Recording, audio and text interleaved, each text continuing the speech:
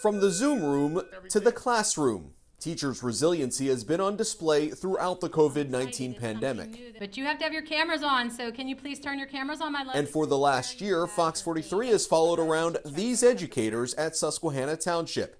Now, as they get ready to head back to school, we met with Megan Hampshire, Curry Snell, Rob McDonald, Joe Heaton, and Steve Sexsmith once again. How do each of you feel where you're at right now?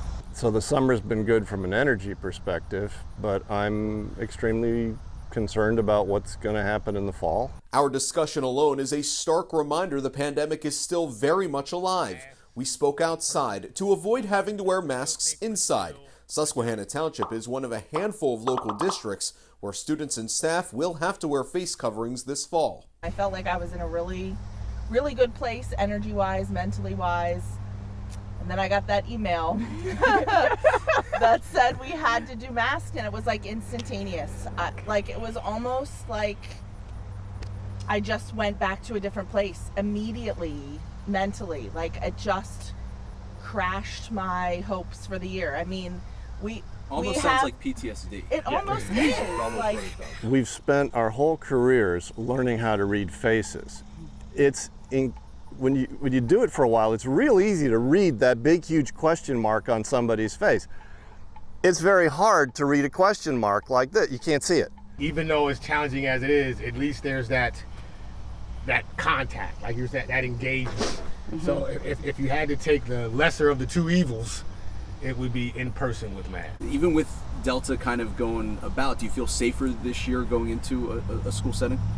There is no safe. There is the perception that I am less at risk. Nobody guaranteed us 0 cases. Mm-hmm. Like, let's stop trying to make it so that, like, we're going to have people who get sick. There are going to be things that are going to happen, and we're going to have to adapt and adjust and move forward the best we can. And what happens then is at the center of these teachers' frustration.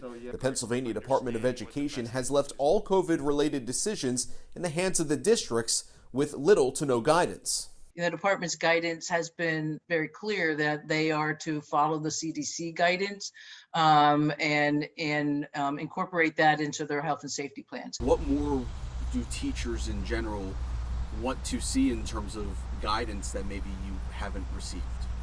Just some guidance. I mean, like, for me, it's typical of them. I mean, no matter what it is, COVID, state testing, you name it, they do the bare minimum at the last minute.